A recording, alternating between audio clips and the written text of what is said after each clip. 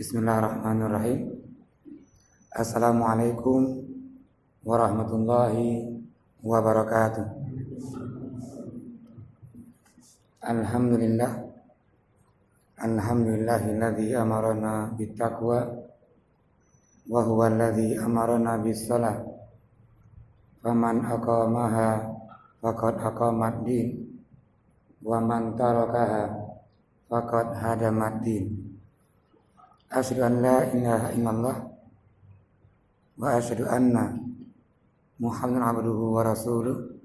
Allahumma shalli ala Muhammad wa ala alihi wa sahbihi wa man tabi'ahum bi ihsan ila yaumiddin. Amma ba'd.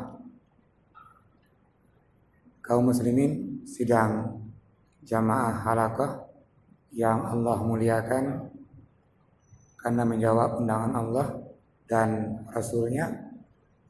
Alhamdulillah di malam hari ini kita ambil sejenak beberapa saat untuk memahami kembali agama Allah ini, karena agama ini bukan punya kita, ini punya Allah dan Rasulnya. Kalau begitu, bagaimana kita beribadah? Katanya sama Allah, katanya sama Rasulullah. Jadi kon galak danyo, kon muhud danyo.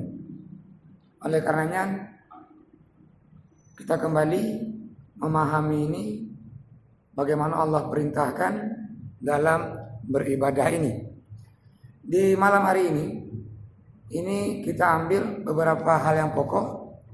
Kalau judul kitab dia mawani ussalah. Makna mawani ini yang menghambat atau yang menghalangi. Gara-garanya jadi sembahyangnya rusak atau sembahyangnya batal.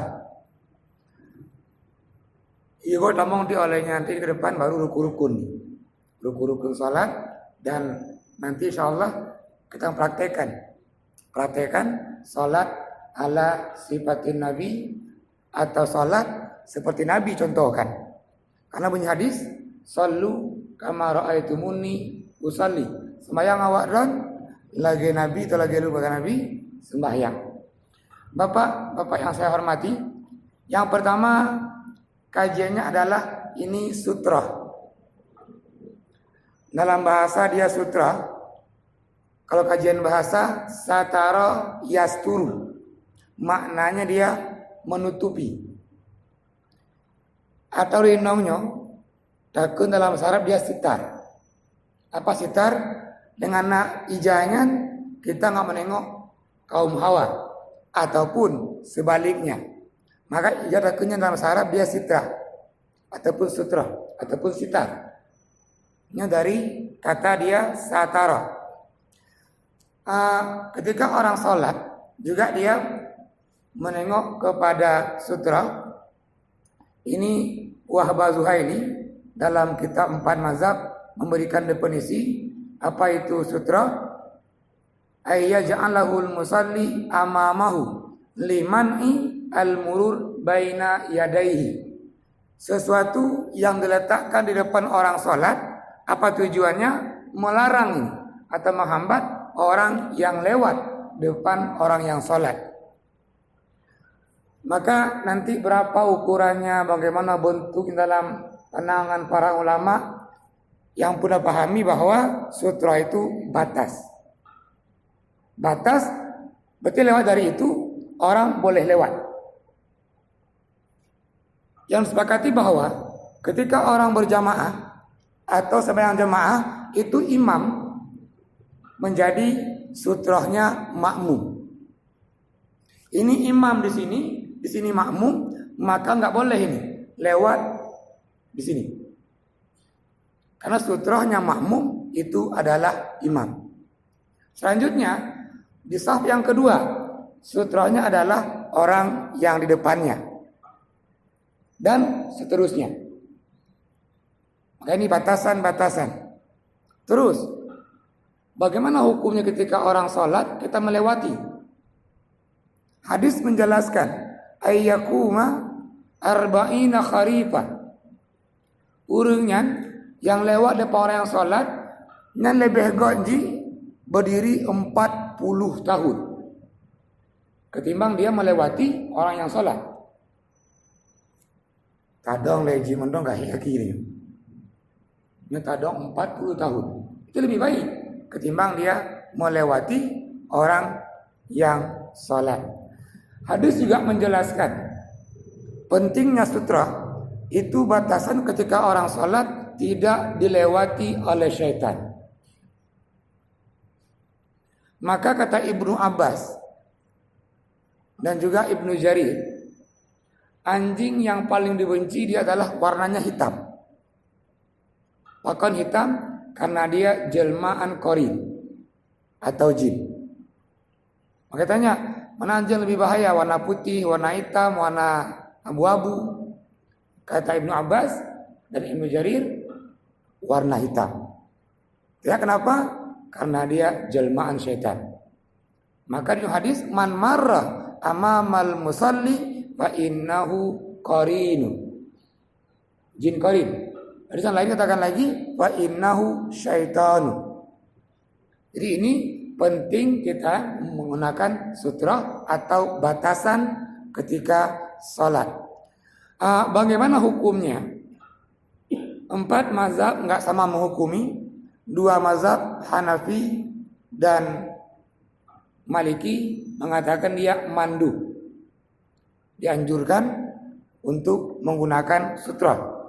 Dalam mazhab Syafi'i dan juga mazhab ini Hambali itu hukumnya adalah menggunakan sutra itu mustahab, sangat-sangat dianjurkan. Namun semua sepakat bahwa sutra kalau tidak ada tidak membatalkan sholat. Ada orang sholat nggak menggunakan pembatas. Apakah batas sholatnya? Tidak. Kenapa? Hadis menjelaskan annan nabiyya shalla fi fadain wa laisa alaihi sutra. Nabi sembahyang di tanah lapang yang luas atau padang pasir begitu fada halaman, Nabi tidak menggunakan sutra. Maka para imam mazhab menghukumi tadi sutra itu dia sangat dianjurkan. Seterusnya hikmah tadi dari sutra itu yang kita kaji bahwa hikmahnya itu dia adalah membatasi kita ini supaya enggak dilewati oleh syaitan dan juga dilewati oleh orang. Namun karena sutra, karena batas, ini misal yang ini batasnya, yang ini sutrahnya likunya anak pupu. Karena tiang ini sebagai batasan tempat sujudnya yang terakhir. Liku yang saja ada masalah. Namun urus bayang ini saja lagi babuno tadang 40 tahun itu lebih baik ketimbang kita melewati ini. Seterusnya, bagaimana ukuran sutrah itu? Berapa panjangnya?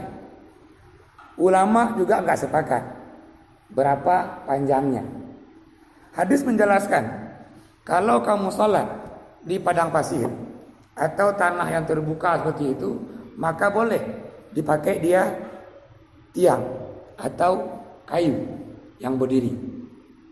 Annan nabiyya shalla fi sahra wa bainahu iwadun. Dia ada tiangnya.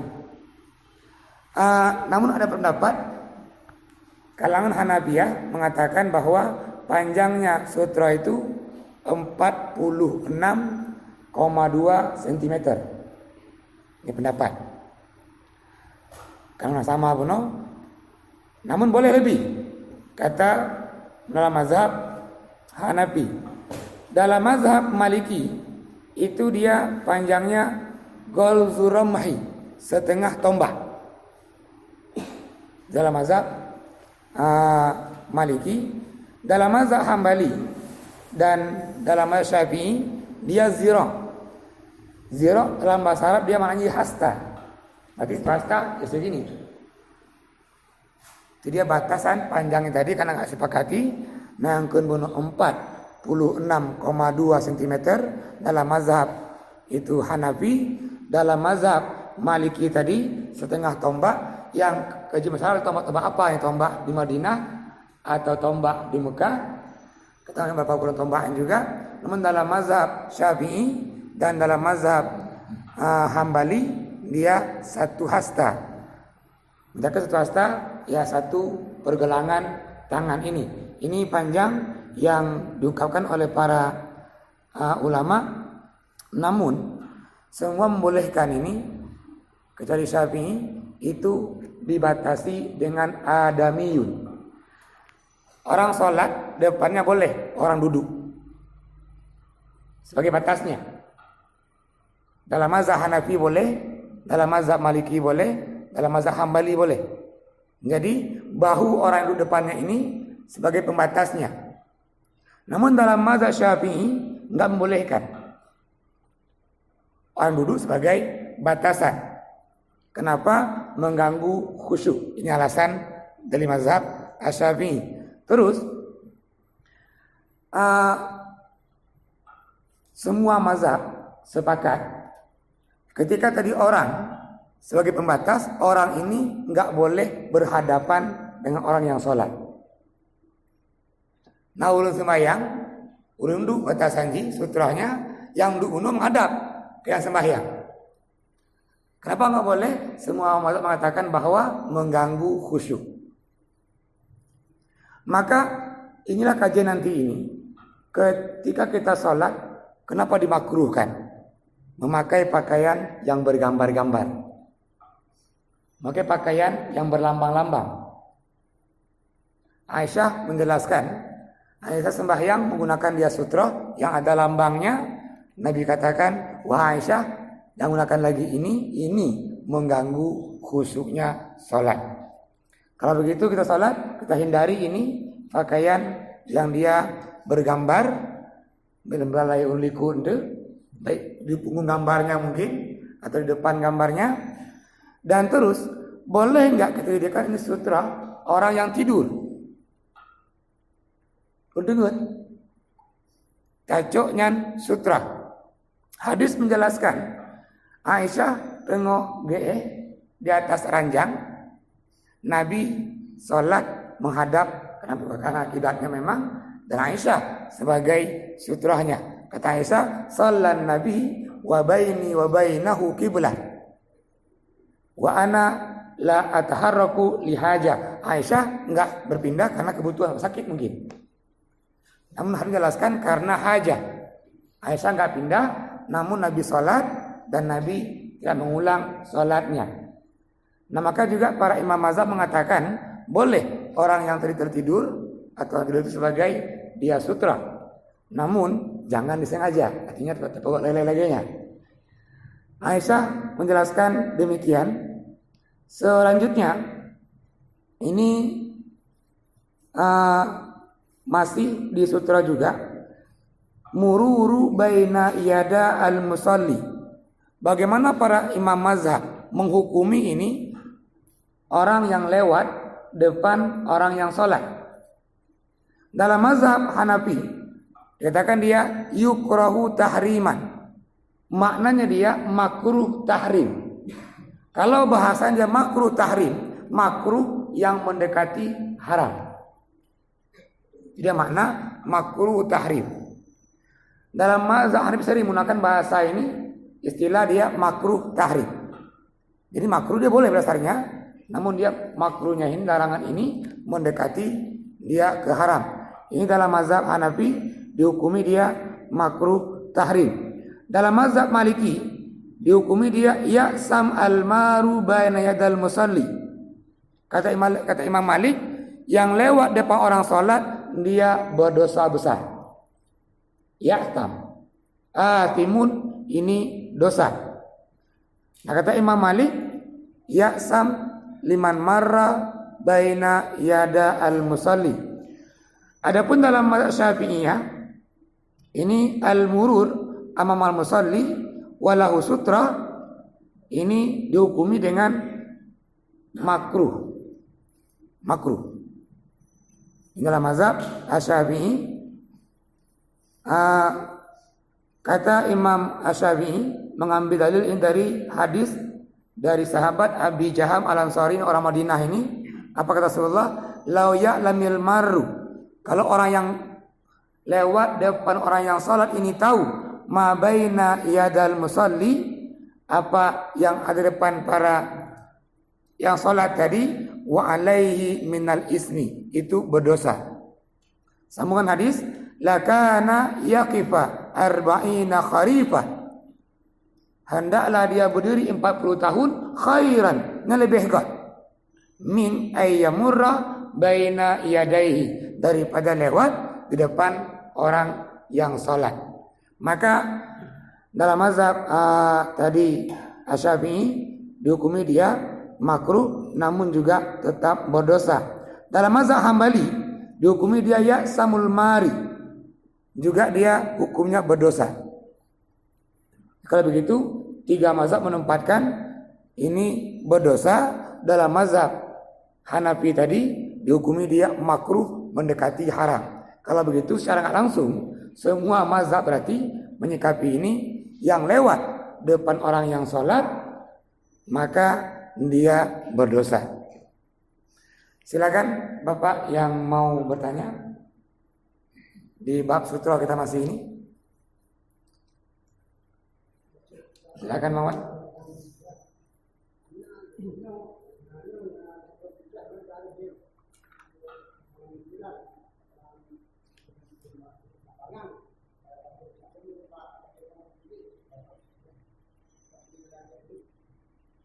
Nah hambal, nah tiang, nah dinding.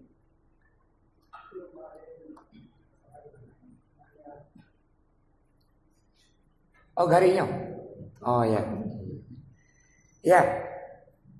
Bang Wan ini sahabat jamaah alemah yang nasabah ya mak. Nah ini kita masuk ke bab selanjutnya berarti ini. Bentuk sutra berarti. Apakah mesti dinding? Apakah mesti tiang? Ya. Jadi Nabi mencontohkan yang paling god punya sutranya memang dinding. Yang bentuk paling god. Namun coba bayangkan nanti kalau hari Jumat semua jamaah setelah Jumat sembahyang sunat mandu minta dinding, maka muat nih depan dinding. Nabi mencontohkan juga ketika Nabi sembahyang di tanah terbuka, Nabi ambil dia tadi kain, budu kain. Terus punya anak kaya boleh dia barang bawaannya sebagai kita punya tas mungkin lagi terutah, itu pun juga ganti sebagai sutra. Namun munyohana sapu boleh dia paliyahati khatan, pakai garis. Maka datang masjid namanya garis. Artinya garis ini adalah ini garis pembatas atau inilah sutra. Kalau begitu ada orang sholat nah garisnya, nah kita kalau lewat depan itu belakang garis sana, supaya apa tadi nggak lewat depan orang yang sholat. Namanya laginya mawan, apakah haji garis yang seperti ini? Boleh. Kitab Asy-Syafi'i Al-Mu'tamad menjelaskan demikian. 4 mazhab sama. Dalam Fathul Mu'in membuka juga begitu, di ujungnya itu wali khatti khattan, hendaklah dia memberikan garis sebagai batasan. Itulah dia tempat sujudnya yang terakhir. Ini lagi mau. Yang lain silakan yang mau bertanya. Masih di sutra kita. Silakan Pak Nazar. Di Masjidil Haram. Jangankan itu. Iya. Rukun di itu. Yang hebat. Itu hemat bukan berdosa. Iya. Tabung mazhab makruh yang mendekati dosa. Iya. Kita dalam Masjidil Haram, katanya itu orang cantik. Enak ilmu. Iya.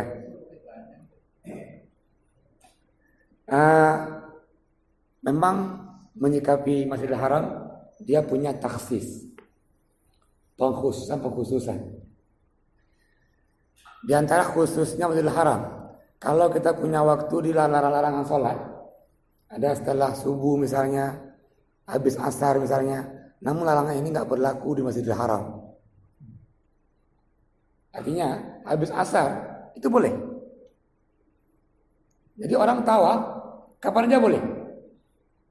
Habis subuh tawaf lagi, habis asar tawaf juga itu boleh. Contoh pengkhususan di Masjidil Haram. Yang kedua, Pak Nazar, masuk ini di Masjidil Haram itu juga dibenarkan.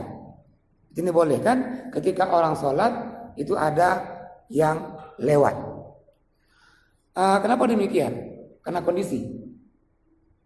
kondisi tadi ini kalau kita mau jujur, ini Ka'bahnya, ini ada nih makam Ibrahim. Itu ada orang yang gecok sunat di makam Ibrahim.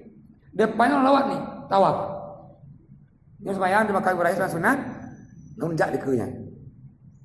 Maka dalam mazhab Hanafi, Maliki dan Syafi'i, Hambali itu membolehkan. Tapi hanya di Masjidil Haram. Kenapa? Karena kondisinya seperti itu. Apalagi kalau diperkecil nih ruang tawafnya. Maka semakin banyak yang tawaf ini, semakin yang lewat depan orang yang sholat. Dan bahkan juga di ujungnya itu tempat orang-orang berdoa, orang-orang yang sholat. Ini juga naik sembahyang, naik wajib. Nah, jadi kalau tanya ini bagaimana di Masjidil Haram, ini pengkhususan di Masjidil Haram. Namun nggak berlaku di Masjid Tuha Indrapuri, nggak berlaku di Masjid Abu Indrapuri. Terima kasih Pak Nazar. Yang lain silakan, yang mau bertanya silakan Pak Muslim. Dengan batasan yang Ya. malamnya baru yang bahwa garisnya kami bisa berbuka. Apabila terkena yang tanda sebutnya apakah diniatkan atau anak diniatkan. Pertama, yang kedua, batasan contoh dari yang itu adalah penjara.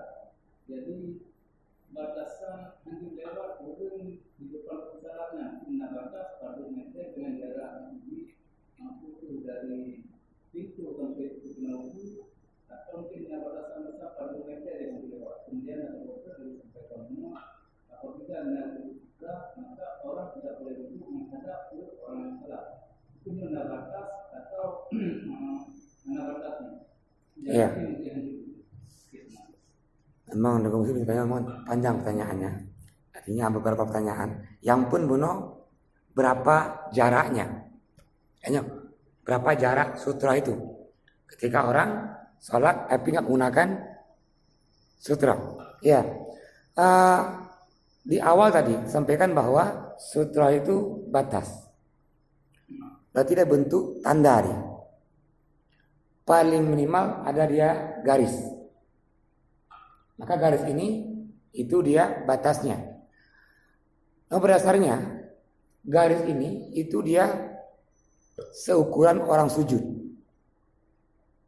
Seukuran orang sujud. Dia sujud, nah depan ini inilah batas dasarnya. Maka dibuat biasanya ini hambal ataupun sajadah, itu ukuran dia orang sujud. Ketika orang menggunakan sajadah, itu sutranya, sedadonya. Jadi kalau kita ketemu lewat, boleh ada sajadahnya. Namun ketika berjamaah tadi, imam lagi bergabuno, sah pertama itu sutranya adalah imam. Nah kalau imam di sini ini hambal, ada ujungnya dia. Nggak berlaku ini, berlaku dia imamnya. Kalau begitu, sah pertama antara dengan imam tadi itu jarak nggak boleh kita lewat. Bagi jamaah yang di saf yang kedua tadi misalnya, maka sutranya adalah orang yang berdiri di saf pertama. Makanya nanti dalam berjamaah rakaat ketiga misalnya, kita kentut nih. Mengambil wudhu. Yang paling tepat dia menunggu jamaah sujud. Kenapa? itu batasannya. Dengan sujud dan duduk. Jadi ini tadi ini sebagai batasan sutrohnya. Kalau kita dalam berjamaah, ya kursi ini mungkin ada duduk dari jamaah mono, maka sujud pada duduk. Ketika orang keluar, kondisi jamaah ini lagi berdiri. Yang pertama nggak tahu mana sutrohnya. Yang kedua mengganggu khusyuk yang sholat, nyempuh kelewat dong. Ada manggu yang sholat. Maka tadi pendapat mengatakan bahwa ketika dalam berjamaah kita batal wudhu, tunggu jemaah itu sujud, tidak batas sutrohnya, dan kita berdiri untuk ambil wudhu kembali. Nah terus dengan muslim, kalau jamaahnya penuh ke belakang misalnya, maka setiap saf-saf itu menjadi sutrohnya. Jadi menurut Abu saf pertama sutroh, saf kedua lagi yang dan seterusnya. Berarti ini batasan sutroh dalam kita ini berjamaah. Yang kedua tadi pertanyaannya, kedua dulu no?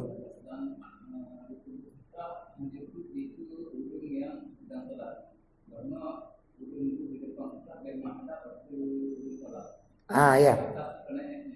Jadi boleh dalam 3 mazhab itu menggunakan orang sebagai pembatas. Ukuran itu tadi bahwa yang duduk depan itu juga enggak mengganggu dia sujud. Artinya yang sembahyang tadi enggak sujud di atas pundak yang duduk. Namun yang sembahyang tadi duduk, dia sujudnya di likut urun yang duduk. Misalnya tadi ini salat, ini urun duduk. Nah misalnya kan, maka ini menjadi pembatasnya. Namun yang duduk tadi itu dimakruhkan dia menghadap ke yang sholat. Pokok ya kiranya udah sembahyangnya, nah yang di muka kan mengganggu kekhusyukan dia. Ini semua mazhab sepakat ini. Yang duduk depan tadi sebagai pembatas ini, maka dia semua mengatakan makruh menghadap ke yang sholat. Ini ungkapan Umar bin Khattab. Kata Umar, pakana wa'adanya duduk menghadap yang sholat. Fa innaka syaitan. Kata Umar, syaitan. Maka yang duduk menghadap ke yang sholat, kata Umar bin Khattab, itu syaitan. Ini bukan hadis, tapi ini asharus sahabah. Artinya Umar menyampaikan. Apakah boleh kita berhukum dengan asharus sahabah? Boleh. Contoh azan Jumat 2 kali, ini asharus sahabah.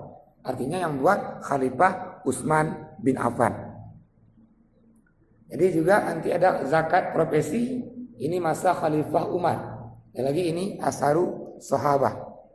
Maka tadi kata Umar, jangan kamu menengok ke orang yang sholat, yang KKB. Ya silakan apa yang bertanya, masih di bab sutra kita. Silakan Dek Badiar.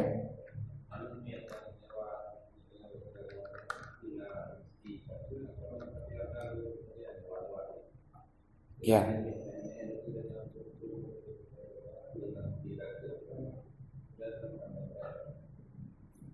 Ya, ini alhamdulillah betul mengingatkan. Ibu jawab tanya banyak. Dafu al-murur, menolak orang yang lewat. Caranya adalah angkat tangannya. Sebelah kanan, nah dengar oleh sembahyang Jumat, misalnya sama jemaah, kita ambil sunat, ada yang lewat, ada yang kalon. Maka angkat tangannya ke depan, ini namanya daf'ul murur, melarang orang yang lewat. Dengan cara tadi angkat tangannya, ini pegang, hei, sembahyangnya, ini kata salat, ini bisa kajiannya nih. Terus sembahyang dia belum lewat, dia pegang, hei, lu sembahyangnya, ini ungkapan lu sembahyangnya, sembahyang dulu. Kan ungkapan lu sembahyangnya dia punya makna dan dia bukan bacaan-bacaan salat. Maka tadi caranya tadi ini menegur orang yang lewat ke kita, dia angkat tangannya.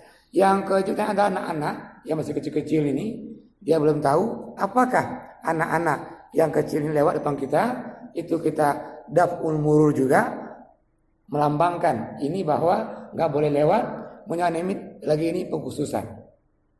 Bahkan Nabi ketika sholat, Nabi angkat Umamah, nama itu Umamah, cewek anak itu, Nabi angkat ketika sholatnya. Nabi ketika berdiri angkat Umamah, ketika sujud taruh lagi, Nabi sujud, benar betul kecok loh. Nah gitu kan. Nah ini anak-anak ini perlakuannya khusus. Kalau begitu, anime yang lewat di Batiah anak bubu. Anak boleh, ayah ayah, anak boleh. Ini nggak perlu gini juga.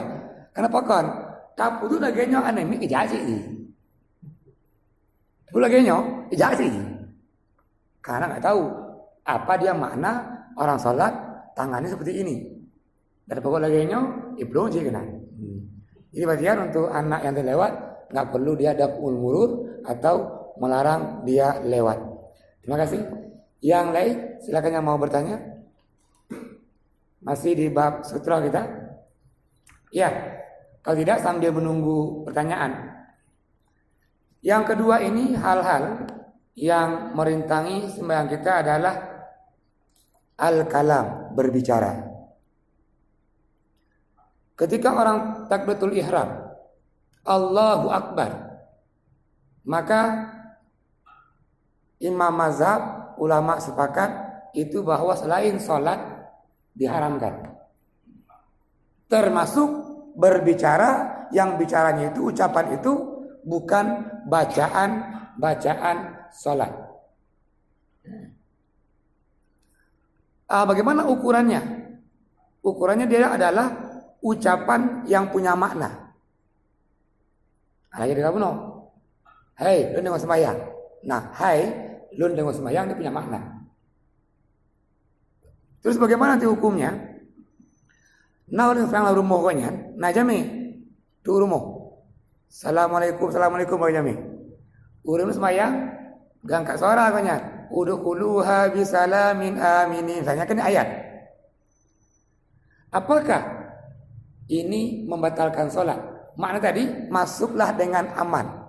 Itu macam sembahyang, orang belum sembahyang, mungkin bukan. Tamu ngaju, mungkin. Yang percaya kanyan. Udkhuluha bisalamin aminin. Masuklah, entamonglah dengan aman.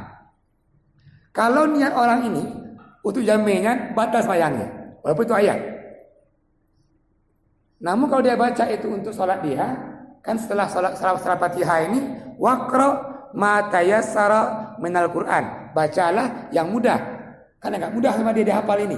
Udkhuluha bisalamin aminin. Dia baca ini sebagai ganti ayat pendek, itu sembahyangnya tidak batal. Juga kenyo untuk isyarat orang jami buno, semua mazhab menempatkan bahwa sembahyangnya batal. Berarti ini ucapan di dalam salat.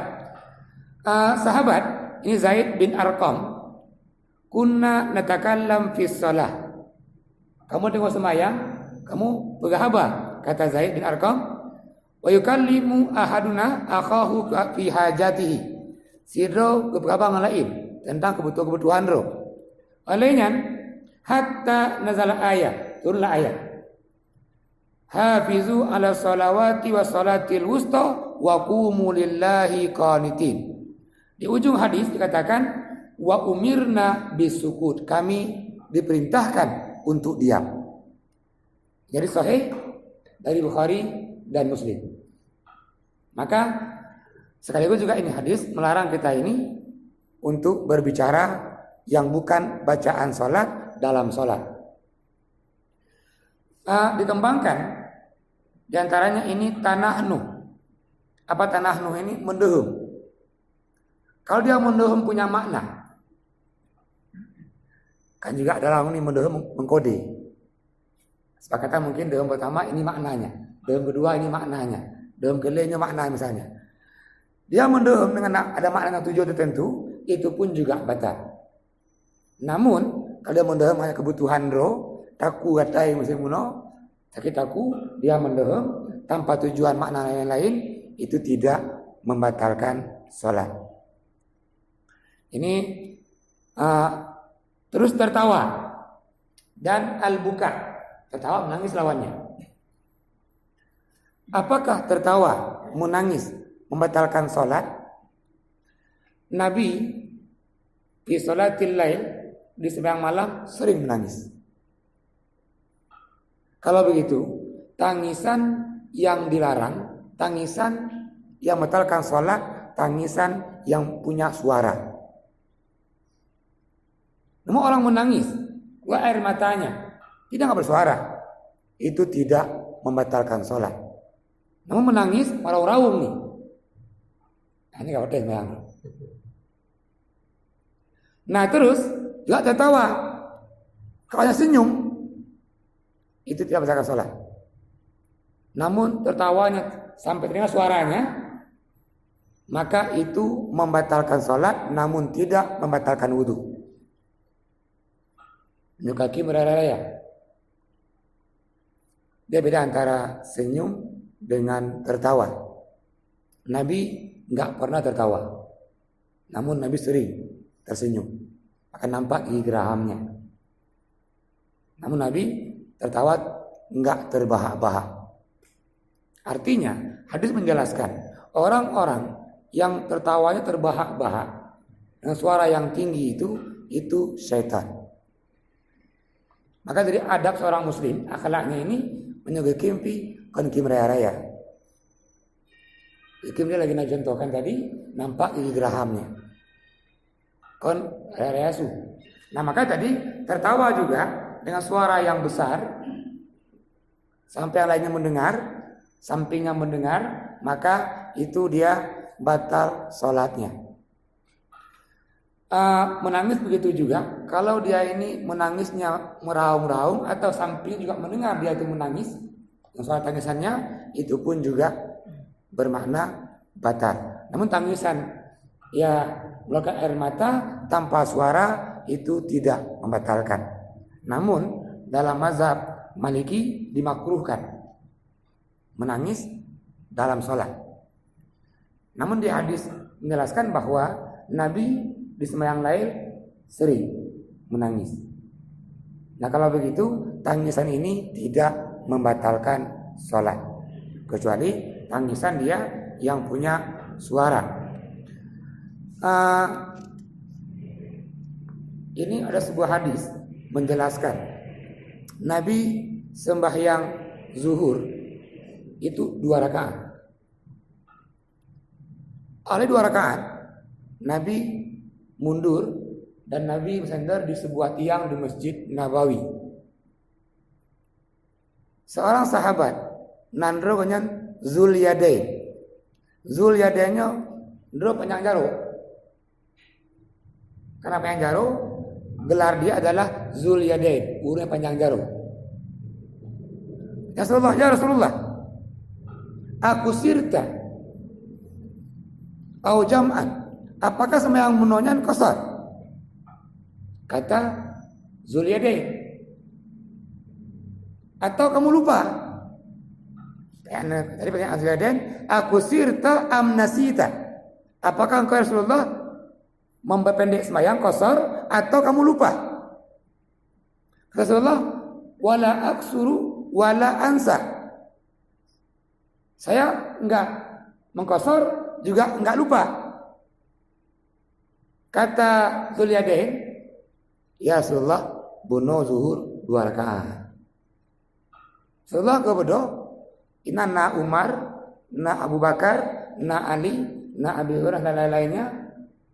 Tanya, ya sahabat, aku qaulu Zulyadain, apakah betul yang kepegang oleh Zulyadain? Qalu, sahabat katakan, na'am ya Rasulullah, iya Rasulullah. Rasul kembali berdiri untuk salat, juga sahabat menyambung 2 rakaat lagi. Dan setelah itu Rasulullah sujud sahwi.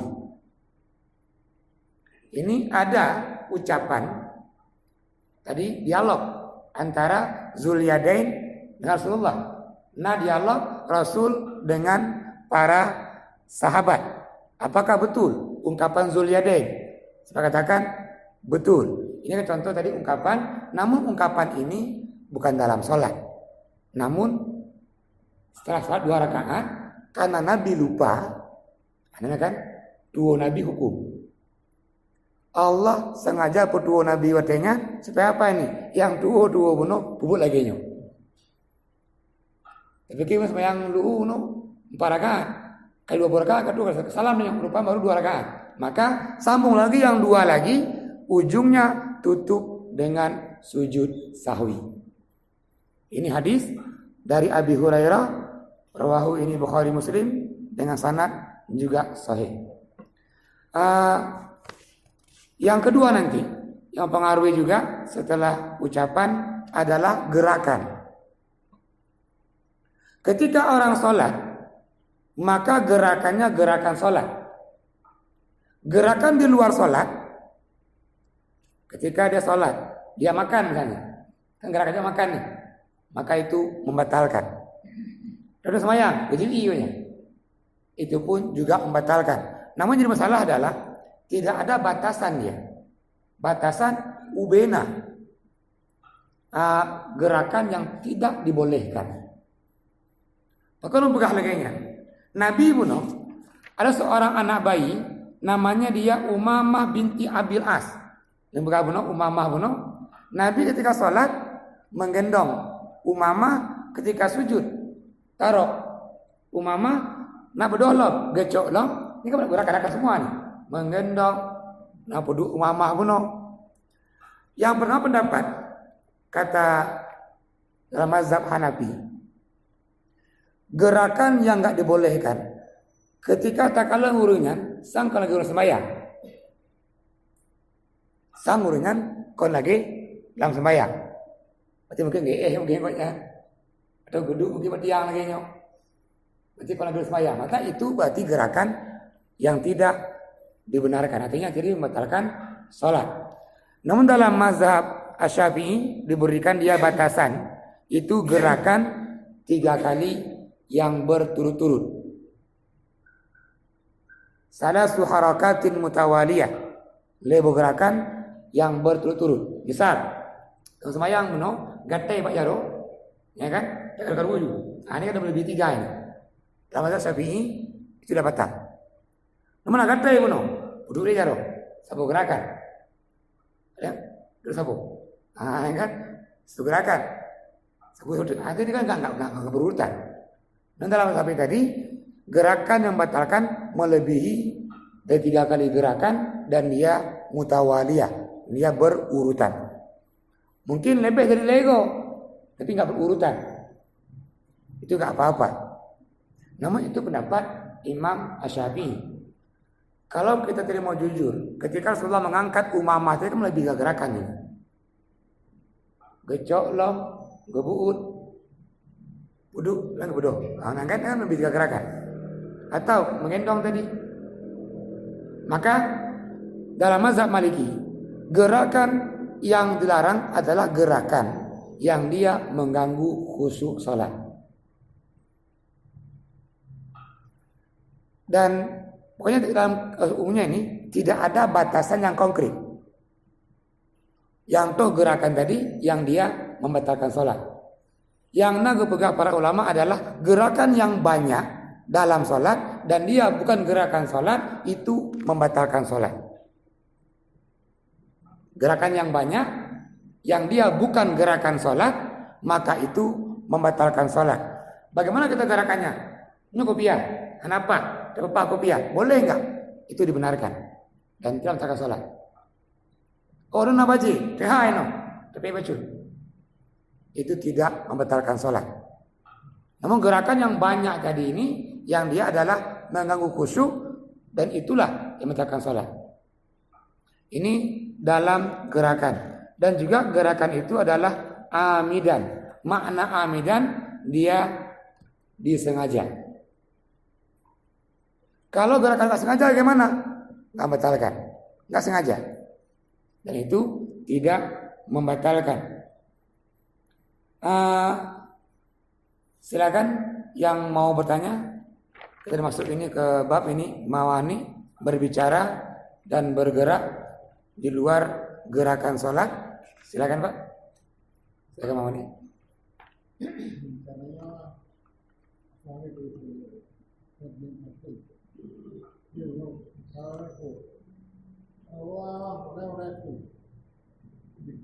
Oh, ya. Ini nanti kita bahas di Pak Rukun nanti. Namun biar kecewa Bang Madinah.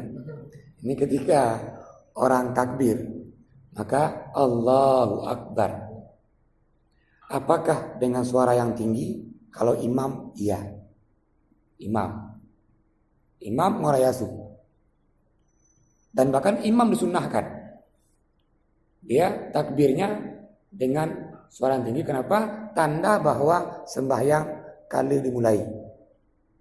Namun untuk kedua, untuk kedua, apakah dengan suara tinggi juga? Itu tidak dengan suara yang tinggi. Bahkan dia dengan suara lirih, lirihnya yang mendengar hanya kita, nggak orang lain. Itu ketika mengucapkan takbiratul ihram. Apakah mesti pakai tangan? Sunnahnya ya. Nanti berapa kajiannya? Ada 2 tempat ya. Boleh hazwa mangkibai, hadis ini di bahunya, atau hazwa uzunai, di telinganya.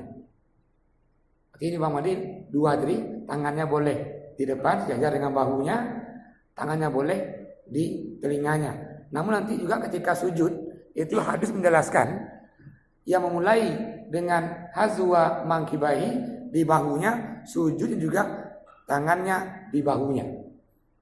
Yang tadi takbirnya tadi di telinga tadi, sejajar dengan telinga, waktu sujudnya juga dia hazwa uzunai, sejajar dia. Jadi dimulai dengan tadi di atas bahu, duduknya juga, sujudnya juga nih di atas bahu juga posisinya. Kalau di sini nih 2 telinga, sujud juga di samping telinga. Berarti ini cara takbiratul ihram itu tadi ada 2 di atasan bahu atau bawah telinga. Kapan kita angkat nih Bang Madinyo? Ada di 4 tempat. Yang pertama takbiratul ihram, yang kedua mau ruku, ini ruku, Allahu Akbar ruku, yang ketiga sami Allahu liman hamidah, yang keempat di rakaat ketiga ada tahiyat. Takbirullah. Nah, ini angkat tangan. Selain yang 4 ini, Nabi tidak mengangkat tangan ketika Allahu Akbar. Jadi bebas sujud di nak aduk Allah Akbar, doa akhirnya kali dia angkat tangan. Menangkan atau rakaat yang kedua oleh sujud tak berdoa. Rakaat kedua Nabi tidak angkat tangan. Hadis menjelaskan Nabi angkat tangan Bang Madi di 4 tempat. Terima kasih Bang. Yang lain saya akan tanya Teguh Bukhari. Asal ada Bukhari.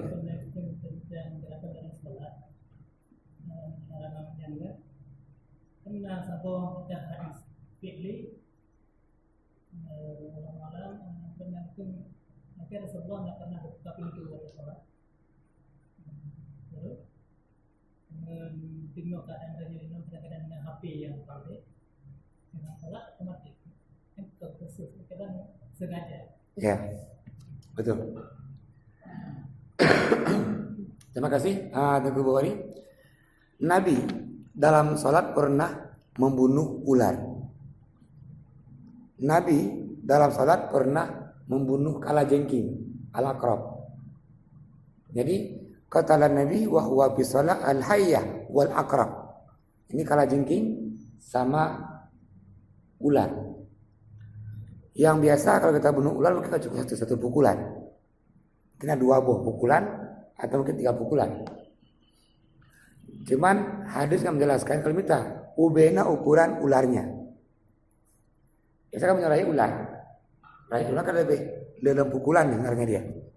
Hanya mungkin ubud, uliji mungkin ya sisa pukulan. Lembuka Fathul Bari memahami hadis al-aqrab dengan al-hayyah ubena ukuran ularnya. Namun juga kitab itu menjelaskan berapa ukuran.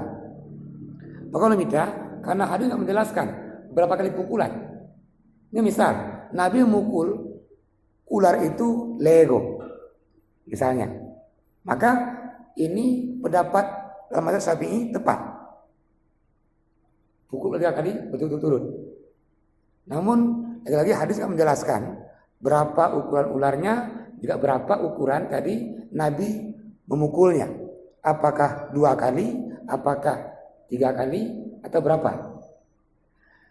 Maka saya katakan tadi bahwa Ubinail Bacaci dari Al-Mu'tamad, Fikih 4 Mazhab, juga Fathul Mu'in, Al-Iqna, hanya batasan dia memang berapa gerakan-gerakan yang membatalkan. Yang ada disimpulkan di dalam mazhab Hanafi, pokoknya gerakan itu tidak membatalkan sholat yang banyak. Kan urunya lagi hanya sembahyang, hanya ukurannya dalam mazhab Hanafi. Tang tahu dia hanya sembahyang tak? Dia ada ijah kan sana sembahyang, ada ijah ada sembahyang, enggak benar. Ampudu HP mereka kan sembahyang. Namun apakah ketika orang sholat HP-nya berbunyi, dia ambil dan dia matikan, gerakan ini membatalkan sholat? Sejauh juga yang pernah diamati di Madinah, di Mekah, mandum lagi nya kalau awak-awak India, awak Maroko mati HP. Nah kan? Namun cara orang ini ikut mazhab ala Syafi'i. Bagaimana diambil HP-nya? Wudu ilai, sak mati. Wudu ulang. Artinya gerakannya enggak mutawaliyah, tidak berurut-urut. Gecok ilai, wudu. Mati. Kan saya ulang. Baru wudu ulang. Maka gerakannya dia enggak berurut, dia sampai lego. Termasuk nanti ketika dalam berjamaah ada saf yang kosong, yang belakang maju nih. Kalau seandainya jarak di belakang itu ke depan memerlukan 3 langkah, maka di langkah yang kedua berhenti dulu, baru maju lagi. Atau bertepat loh, selangkah maju tapi oleh, selangkah ada tapi oleh, selangkah lagi. Maka gerakan ini tidak berurut. Maksudnya langkah aja 1, 2, 3 ini kali langkah. Nah, menangkat. Maka ini gerakan tadi gerakan. Namun di Bukhari saya menemukan hadis Nabi buka pintu ketika dalam sholat, mungkin ada. Jadi belum memfollow hadisnya. Namun tadi jelas bahwa hanya batasannya yang valid memang, yang konkret. Apa batasannya gerakan yang tidak dibenarkan. Mungkin lagi ada Bukhari. Terima kasih banyak. Yang lain silakan yang mau bertanya. Oh.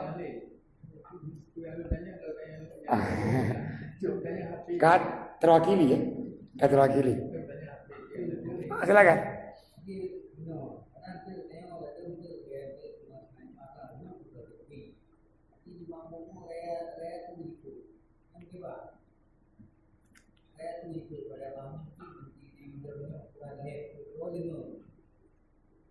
Coba sare, coba sare.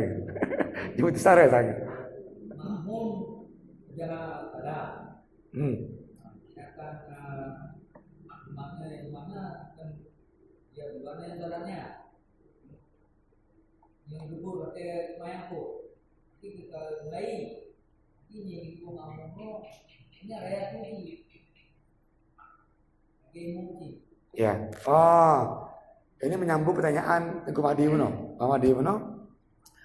Bagaimana kalau makmum ketika takbirnya juga dengan suara yang tinggi? Ini semua mazhab menempatkan dia makruh, dan bahkan dalam mazhab Hanafi makruh tahrim, makruh mendekati haram. Alasan mazhab Hanafi adalah kalau yang makmumnya juga suara yang tinggi, makmum yang lain menyangka nanti ini imam lagi. Dalam satu jamaah nggak boleh ada 2 imam.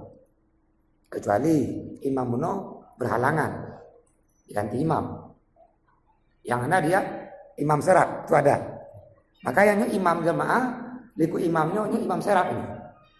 Kalau imam ini berhalangan, maju imam serap menggantikan imam pertama. Namun dalam berjamaah nggak ada dia 2 imam. Namun kalau kita di Masjidil Haram atau di lagi Madinah ini, ketika imam itu takbir, Allahu Akbar, ada Bilal dia, Allahu Akbar. Ini tanda bahwa memang jamaahnya ramai sekali. Jamaahnya ribuan. Mungkin jamaah nunggu takbir penuh. Maka setelah imam takbir, ini Bilal takbir lagi ini. Ini untuk informasi bahwa ke jamaah yang lainnya sembahyang sudah dimulai. Sami Allahu liman hamidah kata imam. Nah ini Bilal, Rabbana walakal ham. Ini kata Bilalnya ini. Maka tadi ketika dalam doa lagi nyoba Nah juga makmum yang suara tinggi dalam mazhab Hanafi ini hukumnya dia makruh tahrim, makruh mendekati haram. Bahkan nanti jamaah yang lainnya beranggapan bahwa karena lo imam yang kedua. Apalagi dengan imam pertama, mungkin dia usah ikut kunyan. Maka batalah imam jamaahnya, ikut imam yang kedua. Ya, ini kan memahami takbiratul ihram itu sebenarnya. Dan bahkan sebagian kalangan ambil niat oleh takbir. Namun kalau kita tengok kitab-kitab, termasuk kitab yang lebih-lebihnya kalau masailah atau fardu ain, rukun salat pertama berdiri, yang kedua niat, yang ketiga takbir. Artinya juga bahwa niatnya sebelum takbir. Yang kita cek-cek yang kitab fardu ain. Belum kita kan ini bukan berdiri dulu, niat dan takbir. Artinya niat bukan setelah takbir. Ini menyikapi istilah ulama dalam hal ini. Dalam mazhab Syafi'i dia qasdul amal muqtarinan bil fi'li. Dalam mazhab Syafi'i ini niat itu adalah keinginan tadi dan dia berdekatan dengan ibadah yang akan dikerjakan. Ketika orang mau sholat isya misalnya, yuguh takbirnya dia lillahi ta'ala Allahu Akbar. Nah ini dia maknanya ini. Ini dia makna ungkapan Imam Syafi'i qasdul amali muqtarinan bil fi'li. Apa tujuan Imam Syafi'i mengatakan demikian? Supaya sembahyangnya khusyuk. Jadi kecok niat, kata niat ujungnya kan lillahi ta'ala ujungnya. Lillahi ta'ala Allahu Akbar. Ada menyambung dia. Ini makna tadi ungkapan Syafi'i qasdul amali muqtarinan bil fi'li. Maka dalam mazhab Syafi'i ditempatkan dia rukun. Niat itu rukun. Namun dalam mazhab Hambali dia syarat. Artinya syarat bukan dalam sholat. Menentukan juga sah enggaknya sholat, namun bukan dalam sholat, di luar dia. Urung mungkin dari pintu buno ke bedo buno, nah kita berdiri itu diambil niat. Walaupun dia enggak langsung bersambutan dengan Allah Akbarnya. Itu mazhab Hambali. Dalam mazhab Hanafi, begitu orang ambil air sembahyang, masuk masjid, ngangkat niat. Itu mazhab Hanafi. Becek sembahyang no, bertempat sembahyang, jauh masjid, nah kita mau masjid, dia sudah berniat untuk sholat. Ini mana niat. Namun semua mazhab sepakat bahwa an-niyah mahalluhal qalbu. Niat itu dalam hati. Semua ini mahalluhal qalbu. Artinya bahwa walaupun kita nggak lafadzkan itu sah. Sahnya walaupun nggak lafadzkan. Nah, dalam mazhab Syafi'i itu yundabu, dianjurkan untuk dilafadzkan untuk membantu hati supaya lebih khusyuk. Namun sebagai awal bahwa niat itu dalam hati, kalau enggak dilafadzkan itu sudah sah. Namun dalam mazhab Syafi'i boleh dilafadzkan untuk membantu hati supaya khusyuk. Namun tidak ada hadis, tidak ada asar sahabat mencontohkan bagaimana lafaz niat. Hanya sebuah hadis. Nawaitu an usalliya salaitu apa itu kan ke hari ini. Namun tidak ada hadis yang menjelaskan lafaz niat seperti ini. Matan niat seperti ini. Artinya begini. Nah urung muno semayang dia sengaja luntuan semayang isya 4 rakaat. Ngebahas adro ji. Apakah sah? Sah. Ada orang Medan sengaja aku sembahyang 4 rakaat ini. Orang Medan sah juga. Pakai bahasa Padang, bahasa Jawa sah. Artinya bahwa Allah itu bukan dari Aceh, bukan dari Padang, bukan dari Jawa. Artinya apa? Semua bahasa kita gunakan ini Allah paham.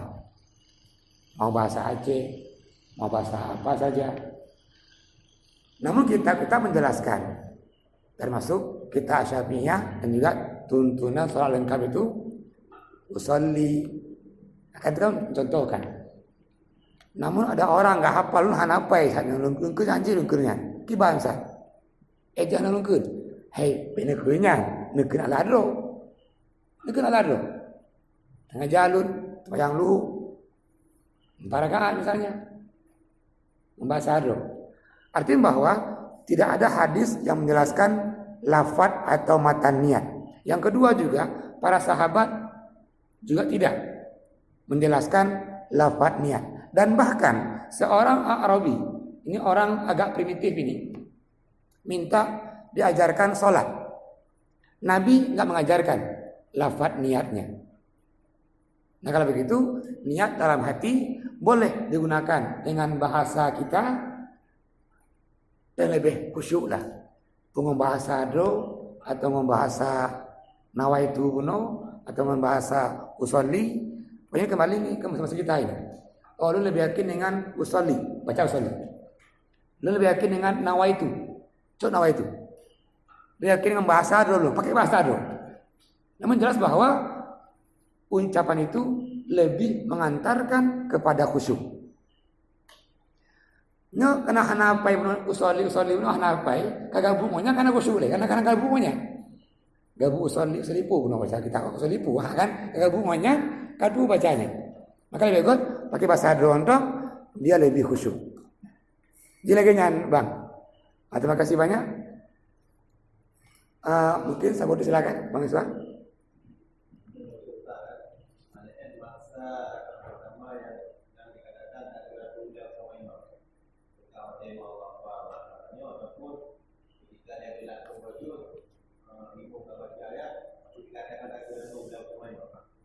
Ya. Bunyi hadis. Ju'ilal imamu liyutamma. Imam dipilih untuk diikuti. Hadis dari Anas bin Malik, rawahu Bukhari Muslim, saya juga hadisnya ini mengatakan bahwa bunyi hadisnya idza kabbara imamu fakabbiru. Begitu imam takbir, maka takbirlah. Maka yang enggak boleh adalah makmum mendahului imam. Karena bunyi hadisnya idza kabbaral imamu, kalau imam takbir, dalam kajian bahasa fakabbiru ini dia at-tarahi. Arti tarahi kajian bahasanya setelah itu. Artinya setelah imam takbir.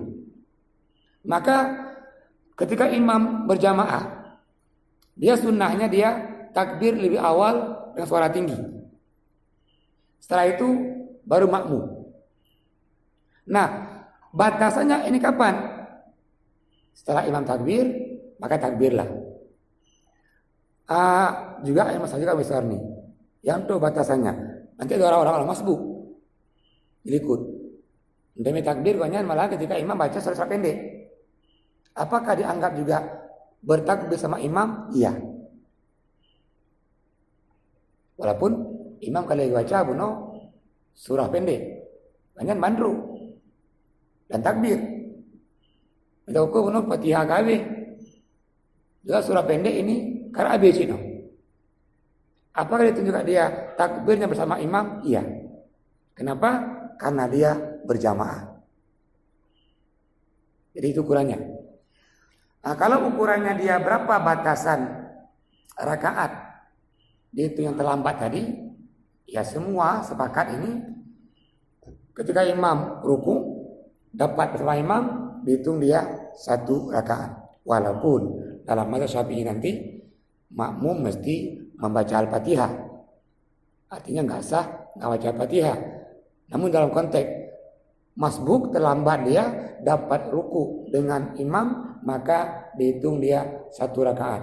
Ini hadisnya paman adrakar ruku faqad adrakar rakaat. Yang dapat ruku bersama imam maka dia hitung 1 rakaat. Ya, terima kasih atas segala perhatian. Berhubung ini waktu sudah berakhir, ke depan kita insya Allah masuk ini langsung ke bab salatnya, rukun salat.